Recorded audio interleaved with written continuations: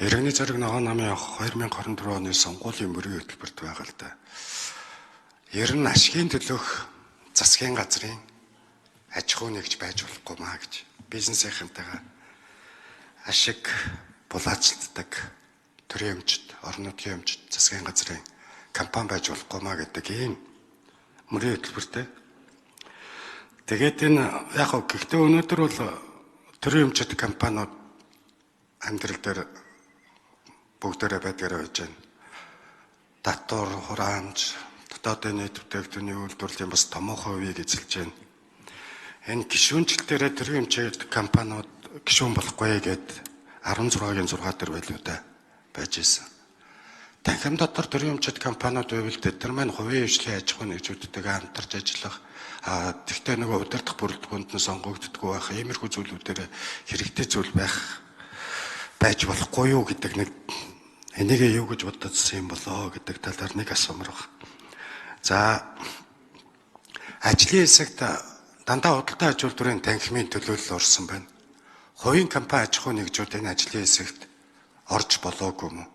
Зөвхөн нөгөө танхим гэдэг байгууллагынхаа эрх ашиг сонирхол тэрийг илүү хамгаалаад хувийн аж ахуй нэгжүүд танхимд хамааралгүй аж ахуй нэгжүүд юу болж гэнэ үү гэдэг тухайд бодоогүй юм шиг энэ бүрэлдэхүүнийг харахад тэгж харагдаад байна.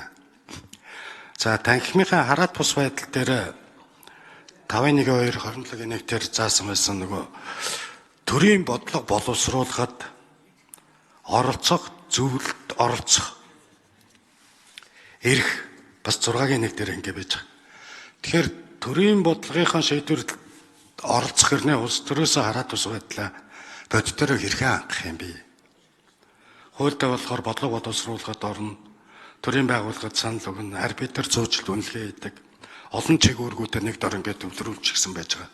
Тэгэхээр танхим маань нэгэн зэрэг бодлогод нөлөө үзүүлээд, үйлчлэгээ үзүүлээд, тэгээд дээрэс нь маргаан шийдвэрлэх үүрэг гүйцэтгэх нь ашиг сонирхлын зөрчлүүдийг яаж тооцож уялдааг нь харилцааг нь хангаж байгаа юм бэ гэдэг асуултууд байж байна.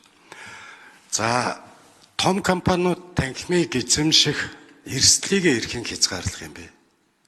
Нэг бол нэг хүн их уддаг, үгүй бол нэг том компани нөгөө энэ танхимын гол бодлогын шийдвэр болон үйл ажиллагааны чиглэлүүдийг гаргаа явьждаг.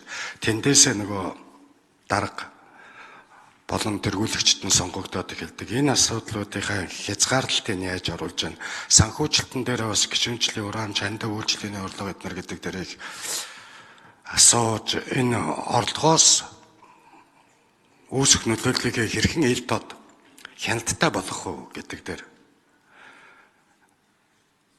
яаж болгож байгаа юм бэ гэдгийг асууж байна. Тэгээд танхимд төрийн чиг үүрэг шилжүүлэхдээ төрийн зарим чиг үүргийг энэ танхимдаа шилжүүлсэн нөгөө бид нар чинь байсаж байгаа үндсэн хуулийн цэцээр хуулийн зүйл зал тохирохгүй нэгдээсээ энийг их сайн бодож чадсан уу? Үүн дээрээ бас нэг анхаарахгүй бол асуудал бас үүсч магадгүй байна гэсэн ийм зүйл харагдаж байна.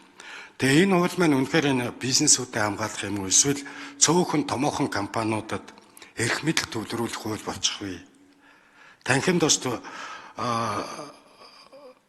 жижиг дунд үйлдвэрлэлд эрхлэгчдийнхаа дуу хоолой эсвэл дуу хоолой болж чадахгүй эсвэл ингээд томоохон бизнес эрхлэгчдийн дуу хоолой болсон шийдвэр болсон ийм зүйл явж гэнэ үү гэдэг 200 гаруй мянган аж ахуй нэгж байгаа гэж яддаг 100 хэдэн мянга.